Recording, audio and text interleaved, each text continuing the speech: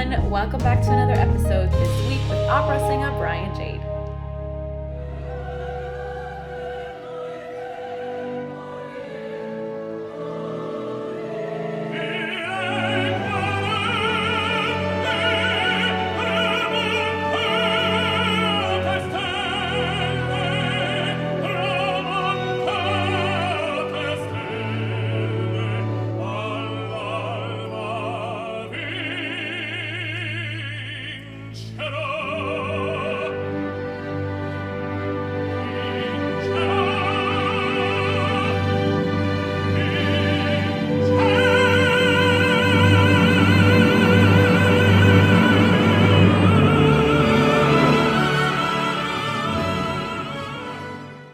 Thank you so much for doing this. Nice to meet you. Yeah, nice to meet you too. I've been wanting to talk to an opera singer, and then I was really excited when you agreed to do this. Cool. It was no problem for me at all. So at what age did you start being interested in opera? Actually, I usually say at 20 because that's when I decided to learn how to sing. Mm-hmm. It's the first time I decided to take real lessons and go to college for singing. Mm-hmm. And they did opera there, and I was like, oh, okay. Really not in the forefront of most Americans' minds, especially I'd say, because it's just not something we grow up with. It's not something, and for some reason our culture doesn't think that it's important enough to keep, in the forefront of society. But anyhow, I also did have some influence earlier on. I was thinking back to when I was a kid, and my family, we always listened to music when we were eating dinner or when it was always playing in the household. And in the 90s, the three tenors were existing like crazy, and they were blowing up the charts with their huge concerts. And I remember watching that on PBS and thinking, that's really amazing, but never thought for a million years that I'd be doing it for a living. Yeah. I think my earliest influences were definitely a reduced version of La Boheme and the Three Tenors albums, basically, until I decided to become an opera singer at 20. Right. And what was the process like becoming an opera singer, especially when you started fairly late? Some people start when they're 13, start singing. So what was that like for you? I always think that's funny because, you can start learning how to do the basics of singing when you're 13, of course. There's some singing technique you can learn, but you're really not mature enough to sing opera yet. Yeah. So in a way, the age was sort of appropriate, but at the same time, it was so far-fetched for me to think that I would be an opera singer. So anyhow, I just wanted to learn how to sing well. I didn't even know that classical singing meant opera at the time. So I was just totally oblivious to what I was doing. It all just kind of fell upon me, which was wonderful in a way. It was fortuitous. Everything was happening for a reason. Yeah, it's the best. But, everybody has a different path when it comes to actually having a career in opera, and most people don't have careers in opera. Mm-hmm. The first day of that school, actually, that I went to, they said 0.5% of you will have a career in opera. And I was like, I don't care, But then the next semester, I just decided to hunker down. I really fell in love with the opera we were doing, which was Magic Flute. Mm-hmm. And I had so many jobs and responsibilities, and it included building sets and hanging lights and all kinds of other stuff too. So I got to see the business kind of really quickly in its entirety. Yeah. From a standpoint of a college student. And then, I did the American path, I like to call it, the path that they say in college that you're supposed to take. You go to college, you get your master's degree, you go do young artist programs, and then hopefully someone notices you, and then you start doing auditions for agents, and you get an agent, and it's off to the races, hopefully. That's the overall goal. Yeah. But the idea that you're going to just make it is very untrue. True, You have to work really hard from day one, and you're constantly getting told no, and you have to be willing to hear no all the time. So I went to Purchase College to learn how to sing, and I stayed there through my after my undergraduate degree, and then in between I went and did Des Moines Metro Opera Young Artist Program, and then Chautauqua and Virginia Opera, all as a baritone. Actually, I was the wrong Fock at the time. Yeah, I read that you were first kind of a baritone and then not anymore. I was probably always a tenor. It's just that with learning how to sing opera, there's all kinds of things that you don't do naturally, like, or I should say it's more natural. It's like how you're born. Like when babies scream, that's like opera. Yeah. So they're born with this ability to make noise so that, you know, their mother or father can hear them, so people know they're in danger, whatever. It's kind of like this thing we're born with. But the second we start speaking, we start telling ourselves that this is where the voice comes from. Yeah. And we stop using our body efficiently. So basically at 20, you're trying to retrain your entire body for the rest of your life, because it's never ending, how to be the most efficient singer and how to use your voice the most efficiently. So it takes forever and it won't ever stop. I'll be learning how to sing until the day I die, I'm sure. So, Wow. you know, that's just the way it is. But yeah, I went into young artist programs as a baritone because the sound I was creating was kind of a little fake, because I was like lowering my larynx and trying to be an opera singer.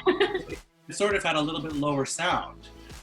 Anyway, long story short, I realized I was a tenor when I was alone for about a year. I was in Virginia Opera's residence program, and I was singing up to high C's and still had no low notes to speak of. And I was like, I'm just going to learn how to sing as a tenor, I think. I'm going to see if someone out there thinks I'm a tenor, besides all these casting directors I had auditioned for who were like, are you sure you're not a tenor? And I found a teacher, and he was like, you're a tenor. And the rest was history. 2 weeks later, I was managed. 5 weeks later, I was auditioning for one of the biggest young artist programs in the country. I got in and then stayed as a long-term young artist at San Francisco Opera for 2.5 years. And yeah, it just, everything after that just started going and going and going and going. And I started getting jobs. Yeah. That's the benefit of awesome. at least. Yeah. No, I should say my dad was an opera singer. He's not anymore. And he's a teacher, but mainly he was a teacher. And I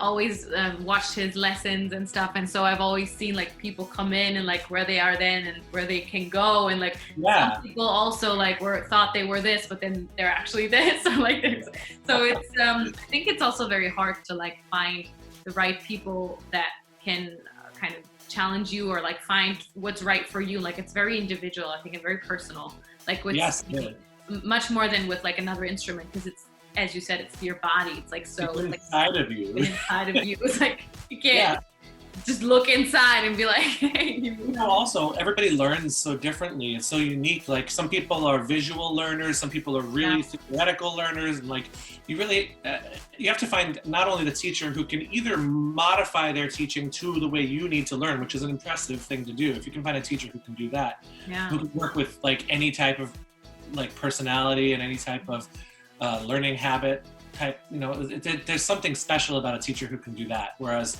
you know, a lot of teachers, they just teach the way they teach, and if it works, it works, and if it doesn't, it's just a shame. There's a lot of teachers out there, and some of them are teaching really good stuff, and you know, some of them aren't. But that's just the way of the world. Good that it worked well for you. I got lucky, you know. I had the right paths, and I worked hard, and you know, I'm just lucky to be a singer today, even now. So the third question is kind of a fun question: is what's your favorite role to sing? Male, but also if you were a female, what would be your favorite role to sing? What would you really like to sing? So starting off with like what I actually sing, it's hard because every new role I take on, I fall in love with in a new way, and I still love all the old ones. Like I always used to say Cavaradossi from Tosca all the time, because I just thought it's a great character. The music is stunning. You have two incredible solo moments, but also beautiful duets. I mean, it's really just an amazing score. And I'll get back to that when I talk about the female part. But like, now I've taken on Forza del Destino, and I've learned Trovatore, and I was supposed to perform it in Paris. Unfortunately, it didn't happen. I think, wow, what a role, you know? So it's really hard. I'm working on Pagliacci now just for the fun of it, and I love it. I think it might be my new favorite role, but then I started looking at Fanciulla, and I was like, well, you know. It's like everything is nice.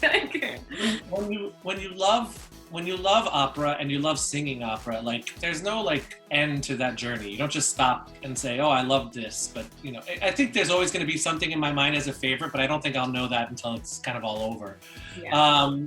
I've thought a lot about soprano arias, because actually the way things are written for sopranos as opposed to for tenors, if we sang each other's repertoire, it would almost be like less challenging.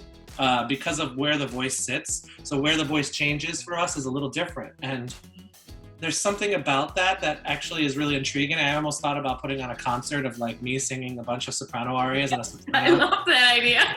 Singing a bunch of tenor arias, and I thought it would be really kind of fun. I'm actually still thinking about it, but I just, when. Normally we're so busy and it's not possible, and then of course now it's not possible in general. Yeah, but the idea is actually really interesting. I like that. But yeah, I love it. It is also a countertenor I was thinking about too. We were like trying to come up with not singing each other's repertoire, so to speak, but things that we both do, but in our own repertoire. Like there are some overlaps in storylines. I believe there's even like an Otello thing that I could do with somebody, where like there's the Rossini Otello, and then there's of course the Verdi Otello, and you could compare scenes in music and how different composers wrote it. I don't know, it might be interesting in a concert. But for soprano repertoire, I mean, if I could be Tosca, I think it'd be probably the best. I mean, the music is so amazing. In fact, even in Tosca, I love Act 2, and I'm in it for like 2 minutes. Like the music in Act 2 alone, the duet with Scarpia is just, it's amazing. But there's an endless amount of repertoire to choose from. Yeah. But I'll stick with that for now. But I think that's a really good choice. So for someone who doesn't really know a lot about opera, or maybe has never even seen one actually, what is the process like of developing a production? Like, especially for you as the singer, where do you start? Do you start with learning the lyrics, or like the arias in general one by one, or do you start with the staging? Where do you start? Sure. So first thing to know is that, like, generally speaking, a production starts with the opera house. They choose these operas. Sometimes they have singers in mind for the roles. Hopefully they do, so that they don't have to scramble for singers. But then they find singers to fill those certain positions. And of course, there's all these staff and crew who are building sets and all this stuff way before we even get to the first day of rehearsal. And even then I know, okay, in 2025, I'm doing my first Otello. And so I'm going to start planning to work on it in 2023, somewhere in the third quarter of the year, so that I have a full year to kind of work it in when I have a time in my schedule. And so there's all kinds of things that go into it. But for me as a singer, I mean, when I know I'm going to do a project, then I always try to find the source material for the text. So there's a libretto that we're singing, of course, but that all usually comes from some sort of play or book. So if you take Carmen, for instance, there's a book called Carmen, and you have a lot of information in that book that's not in the opera. They actually start the opera like a third of the way into the book. Oh, that's interesting. Yeah. Before he even meets Carmen. In fact, the story is not even about Carmen so much as it's about Don Jose. Yeah. So for me, as the person who plays Don Jose, you start to say, oh, wow, this is my story. Yeah. And you start to realize that the journey, even throughout the opera, is his story. He meets this woman who literally says constantly, I'm never going to change. And that's what happens. She doesn't change. She just dies. And that's it. That's it from beginning to end, And it's a fascinating way to look at things. So when you get the source material, you have that background, you have that knowledge. Some directors let you use it. Hopefully they do. And sometimes they don't want you to. They want to just take the text and turn it around and do some new thing, which is also interesting, but also a little bit more challenging. So anyway, I do that first. I go through that and I kind of find the points that I'm like, oh, that's a really interesting moment. I wonder if that correlates. Then I read the libretto of the score, and I'm translating every single word by one word at a time, word by word, and doing all the IPA. I put all the International Phonetic Alphabet in there, so I know, I have to make sure I use a closed vowel there, not open. Just little reminders, so that when you're working in the score, you don't have to think about it in that moment so fast. You got, there's a note there. Okay, yeah. And your body starts to remember to do that. So yeah, it always starts with the text. And then the best thing to do, and hopefully everybody has the time to do this all the time, is to say the text as if you would say it in a conversation. Yeah. And then try and put it to the musical notes that have been written for it, especially if you're doing like recitativo, where it sounds like da da da da da da da da, and you're like, that doesn't sound like anything I would say, So you want to why did the composer use those note values? Okay, maybe we can, use this and that makes sense. Okay. But then you get to the music. Then you get to the parts of actually learning the notes and putting the words to the music. And, it's just tons of stuff. I put beat markings in my score, so I'm always following the conductor and I know where, especially in your first musical rehearsal, I like to be like super prepared. So if a conductor says, we're going to start at the fifth beat of a 6/8 that's being beat in 6, and you're like, okay, I know where that is because I put that beat marking in there, or it's just something crazy like that. You just always know. Not a lot of music doesn't get beat like that, but it's just a good kind of reference to how it goes. Sure. Anyway, that's the part that gets to me to the first rehearsal, which usually is a music rehearsal. Sometimes it's a staging rehearsal, depending on if the conductor's arriving on time. Also you have people coming from all over the world and meeting each other, sometimes for the first time. Sometimes I see the same people regularly. It's a strange business in that way, but sometimes it feels like you just saw them yesterday, even it could be 2 years earlier. Yeah. We just have that kind of personality trait, I think, inside of us. I think it's what makes us performers too. I've heard like movie actors who work together once in a while and they're like, oh, it's just like we met each other yesterday again, so it's just a common thing with performers. But anyway, do you want me to go further into the production? Because then we do staging and music. And I was wondering how long you actually have time to rehearse together at the end of it. That's a very good question. It changes. Some houses in Europe are considered repertory houses, and they put on the same 20 operas a year, and then they add in some new productions. Like the Metropolitan Opera even is one that does that, but they are in America and they want more rehearsal. In Germany, sometimes you go in, you have a day of rehearsal, 3 days of rehearsal, and you're thrown on stage. I only do that with operas. I only do that with operas I've done for the first time already, so that I've already got a great idea of what the character does. And in general, if the staging's different, as long as the intentions are the same, it's really easy to plug in where you have to be, because you already have the reason in your brain for why you're going there. So anyway, that's part of it. Sometimes for new productions, I've had 6 weeks of rehearsal. It's just really, it's up to the directors, it's up to the management, how long they want to have people around. Nowadays, because there's not a lot of money out there in opera, and for instance, like people are being paid the same amount in opera today that they were being paid almost 30 years ago. And that means that there's less of a budget for people to pay for their bills. So they need to work more often and in shorter periods. So people are popping in, doing 5 performances of something after 2 days of rehearsal, and then going off to the next gig and off to the next gig and off to the next gig. And it's just part of the way we have to be today. We have to be on planes constantly and ready to go and jump into the next production. So the next thing I want to talk about is Opera for Peace. I saw that you're an ambassador of Opera for Peace. And what is that? Can you explain it? Can you tell us? It's really one of the first organizations of its kind, in that it's a worldwide organization and it involves people from literally every part of the world. And the reason why it was started was twofold, really. But really, it's actually expanding even more every day. I'm really proud to be a part of it. The first part was supposed to be about young artists, and we found that between young artist programs and a career, there was always this little hard gap to get through. And it's really challenging. It's really challenging to break out of young artistry into like a real career worldwide, especially. Like if you want to have a big, Jonas Kaufmann type career, you have to be able to make that transition from the younger part of your career to that. And we found that that's really hard. And a lot of singers have found that that's really hard. So something we thought about doing was exchange programs also between programs, where we would send somebody from South Africa to the Houston Grand Opera program. And I think we've already arranged some of these that are starting up right away, actually, as soon as COVID's over. And then vice versa, have somebody go there. And it's like an exchange program almost, where you experience different coaches, you experience different people, and you get them to experience you as well. So it's also building your network at the same time.